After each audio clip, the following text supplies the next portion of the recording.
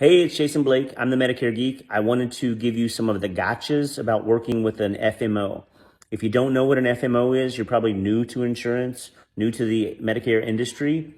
So look for another video on the pros and cons of that. But if you are working for or looking for an FMO, these are the biggest gotchas you want to avoid at all costs. If you need a carrier that does, or excuse me, an FMO that doesn't do one of these, then reach out to us and we'll help you.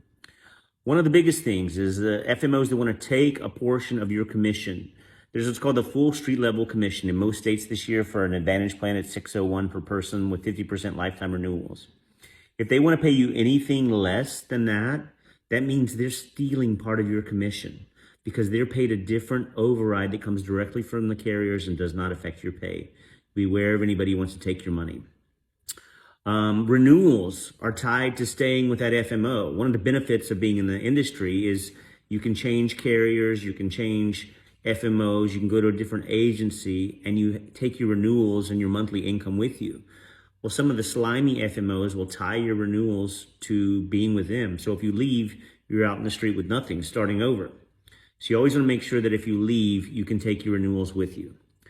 Some FMOs make you be exclusive. Not a good thing, because this means you only get the contracts that they have. They may not have all the contracts. If you need a small carrier or somebody they don't have, your SOL, you can't write that policy. You can't go with another agency. They may not have all the contracts. There's a lot of small carriers that the big FMOs don't go after. You want to be able to service your clients, and one of the ways you do that is by having every contract in your marketplace. A big gotcha: FMOs that will not get released. A release says to the carrier, hey, it's okay for this agent to move on and go independent or go with another FMO. Many FMOs play games with this. They'll delay. It may take weeks, months, years to get your contract moved. Again, that's without the gotchas about renewals we already spoke about. You want an agency and an FMO that will give you a release if you're unhappy and you want to move on. And then one of the biggest, worst things to avoid, particularly in the Medicare marketplace, is an FMO that wants to charge you for a lead program. If they have great leads, they should be giving them to you already, because they get an override to generate those. They get paid on your production. So if they're paid on your production, aside from your commission, why do they want to charge you for leads? They should just give you any quality leads they have.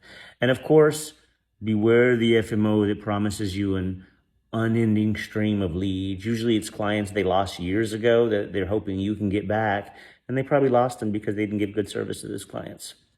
I'm Jason Blake. I'm the Medicare Geek. Good luck in building your business. Contact me if you have any questions.